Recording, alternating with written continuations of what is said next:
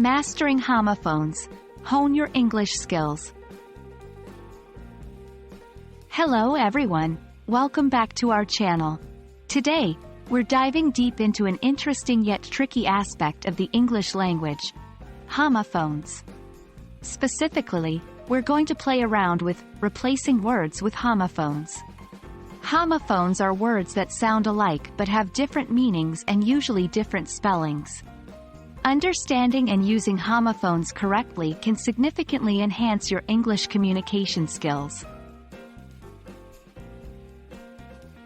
To put it simply, homophones are words that sound the same when pronounced but have different meanings.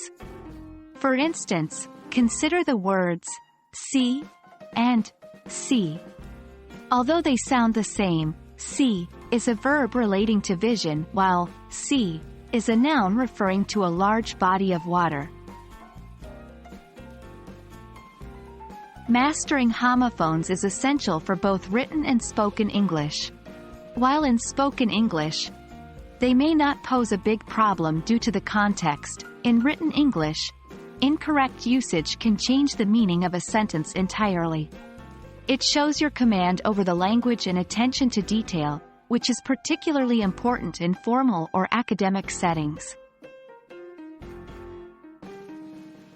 This is where we dive into our main exercise. The process of replacing words with their homophones can be fun but also challenging. For instance, consider this sentence: I can't bear to see the bare tree. The words bear and bear are homophones. As you see, we replaced bear, an animal, with another bear, which means to endure, and bare, meaning naked or uncovered, instead of bare. See remains unchanged because it doesn't have a homophone. Important: the challenge is to use the correct homophone based on the context of the sentence.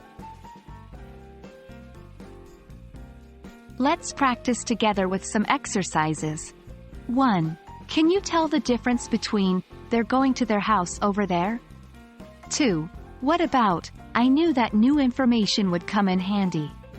I encourage you to pause the video and try to find and understand the homophones in these sentences. Mastering homophones is an integral part of enhancing your English language skills. Although it may seem challenging at first, with regular practice, you'll become more comfortable. I hope this video has been helpful and shed some light on how to properly use and understand homophones. Remember, the key is to understand the context of the sentence.